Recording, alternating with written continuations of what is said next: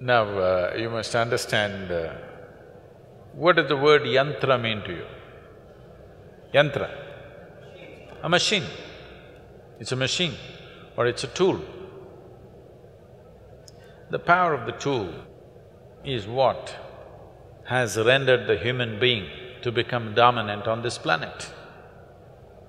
If we did not know how to use tools, probably a colony of ants would dominate us. That's a fact. If you did not know how to use a tool, you don't need tigers. See, tiger needs protection in the world today because human beings can use tools. Always the imagery that people are trying to create is a tiger means that's it. But tiger needs to be saved from these puny human beings because they can use tools. The tiger cannot use tools or does not know how to use tools. So it's the tools or the machines that we built which has made us who we are. And what is this type of machines we have built? Every machine that we have built is only an extension of the existing faculties that we already have. Because I can speak, there is a microphone, there is a telephone. Because we can see, there is a microscope, there is a telescope. Because we can walk, we came up with a bicycle and every other form of locomotion. Suppose we were made like trees, rooted in one place, would we make bicycles, I'm asking? Everything that we have done, every tool, every machine that we have created is only an extension of what we already can do. What you cannot see from here, you use a telescope and you're able to see something far away. Without the tool, you would not be capable of doing it. When I refer to Devi that you're talking about or Dhyanalinga as a tool, people, Devi Bhaktas will say, Sadhguru, don't say that. Devi is more than our mother. You can't say it's a tool. I said, okay, you have such a problem, you come to the ashram, 3 days you stay here, I will give you plumbing job. No spanners, no winches, no tools. You use your hands, your teeth, whatever you want. In 3 days' time, you would have lost half your fingers and teeth. After 3 days you come to me, I'll give you one spanner. Will you worship the spanner or not?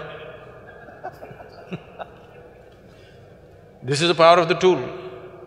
So you need to understand this. This is a godless country. But we have 33 million gods and goddesses because we know the technology of God-making. Yes.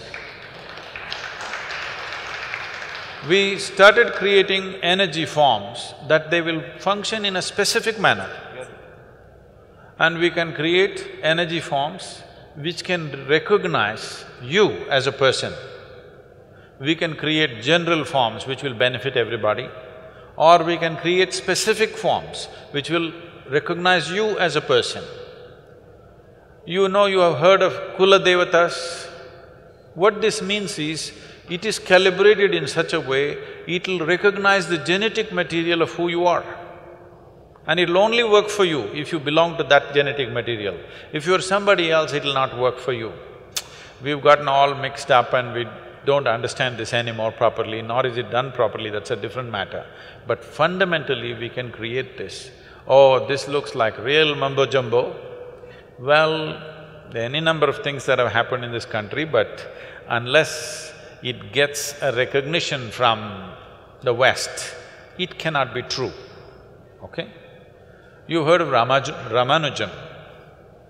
Ramanujam wrote mathematical theorems a little over 100 years ago. Nobody could decipher what they are. In 2010, they found out some of the theorems that he wrote are actually describing the black holes.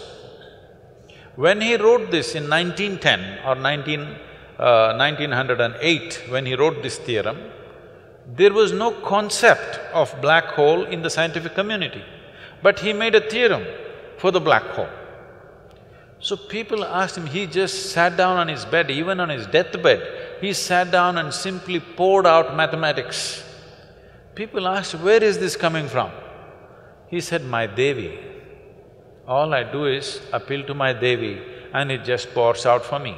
What these deities are, if they are properly consecrated, if the necessary science has gone into it, is they are windows to the existence. You can open up a certain window and access the cosmos in different dimensions.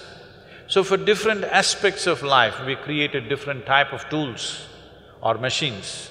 So in India, all deities are also referred to as yantras. But then the bhakti movement came. When the bhakti movement came, a bhakta or a devotee does not care for science. His emotion is everything.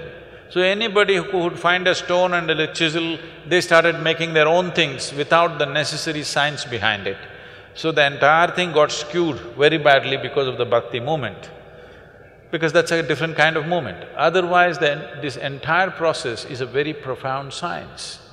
It's not just you, there are thousands of people, those who have these avigna yantras in their homes and offices. If you listen to their stories, you won't believe things that are happening to them, because this is a powerful tool. You just have to learn to use it. If you learn to use it, it functions phenomenally well. The best thing that you can do is you transform this itself like that, but this will need some work. If you're willing to work, we can consecrate you. I can make you like a living, walking temple if you want. The easiest thing to consecrate is a living human being. But the problem with the human beings is every 2 minutes they will take a U-turn. So we are choosing stones and other material who are more reliable than you.